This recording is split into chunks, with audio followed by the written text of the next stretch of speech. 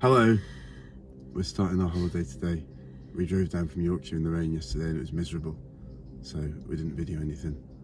But today we're getting on a boat, which is exciting. And we're going to France. Sven's first trip abroad. Sven's first trip abroad. And we're going to Karnak, and then we're going to get rained on, and then we're going to find somewhere sunny. Hopefully. Okay. We're on Dover docks.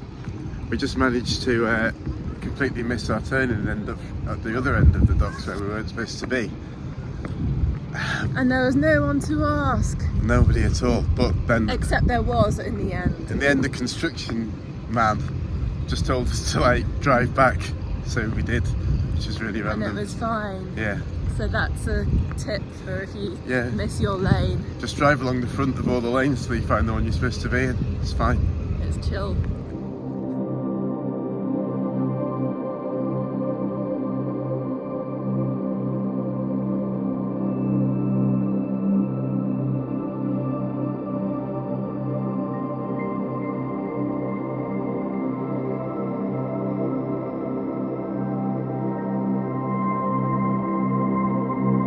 Yeah, you're on. So this is the first service station we stopped at in France, and as you can see, it's very beautiful. It's like the Stonehenge visitor centre, and then there's like a river with fish in, and then a wildflower meadow, and it's sunny-ish.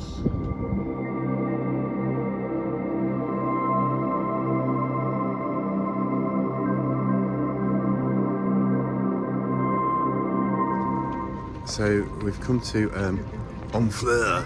Honfleur. It's where we're staying on the way down to Karnak, which I'd heard of, but I've never been. It's really beautiful. There's like a harbour thing. There's a spinny round and up and down the Tron over there. What's it called? Not a roundabout. Merry-go-round. Merry-go-round. There's loads of restaurants and beautiful bars. cobbles and like old buildings and églises. So we're going to find somewhere to have some tea. Yeah, I will. Oh, there's some horses. Oh, there's horses. Anyway. Take a video of that.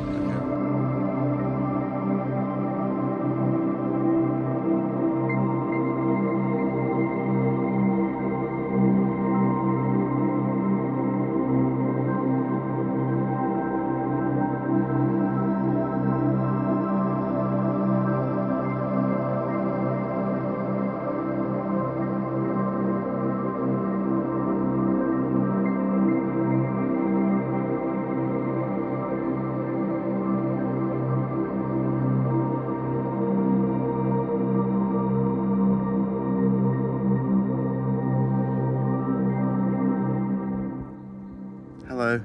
So we've been in Karnak for a few days now. The first day the weather was horrible, in fact, so we just stayed in all day.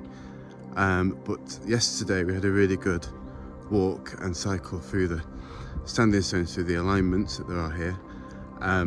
So I forgot to take any video, but maybe I'll stick some stills up.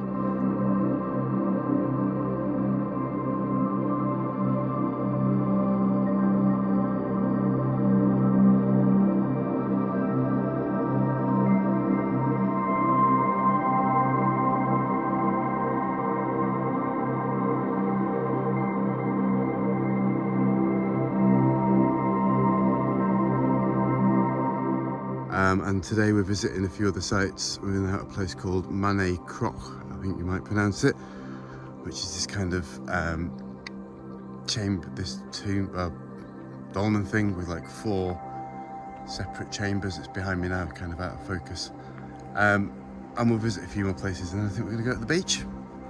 I'll try and get some more footage of Karnak in here somewhere.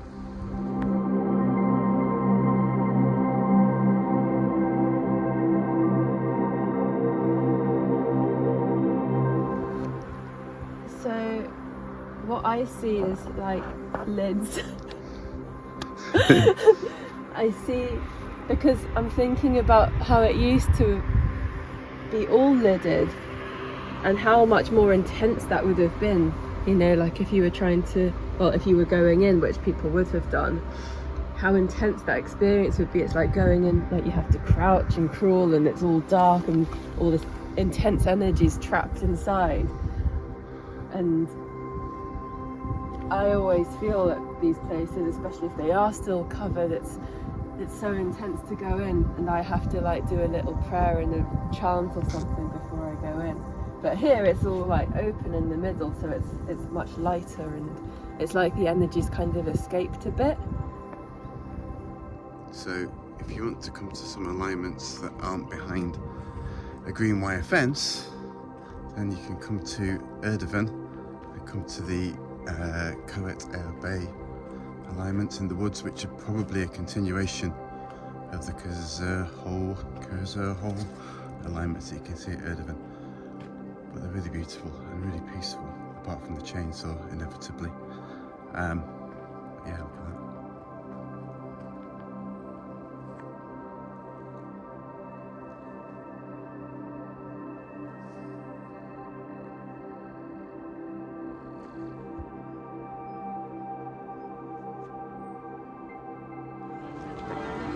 So I worked in Karnak for years and never ever went to Karnak Market.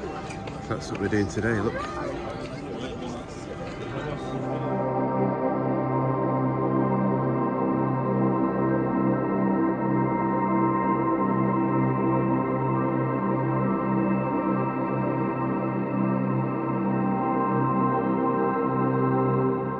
The market was super busy, so we've escaped to a graveyard. Can I say something sometimes? Yeah. I could have said that. The market was super busy, so we escaped to a graveyard.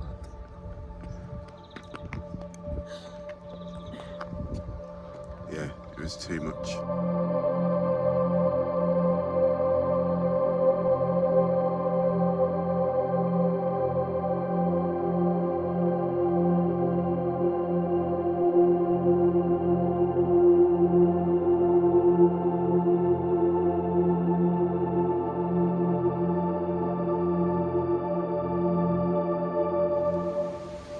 So this is the tumulus Cacado, 4,800 BC, which makes it one of the oldest things in the area and probably one of the oldest megalithic structures in Europe.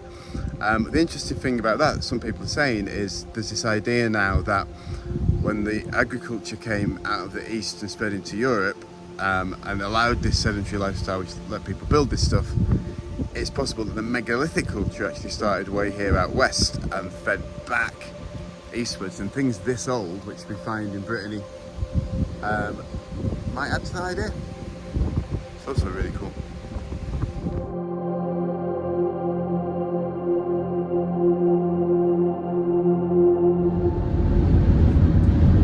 Hello. Hello. This is probably the last bit of part one. We left Brittany yesterday, and we're now just near Clermont-Ferrand, and we're going to where are we going? Don't know, Ardèche. Ardèche. We're going to the Ardèche. We stayed last night by an amazing by a river, just in a parking spot. It was great, wasn't it? It was beautiful. We got in the river twice. And we did our washing up in the river, and we didn't use like washing up liquid, we just rinsed. No, just rinsed everything. we'll rinse everything again with like normal water later, but it felt very elemental as an experience.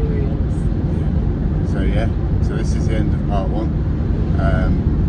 We've come all the way to the opposite corner of France because it's the only place that's not supposed to be raining. It is now starting to rain.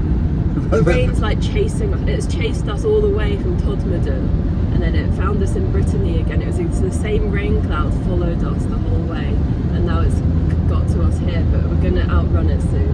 Yeah. Hopefully. Anyway, see you in part two.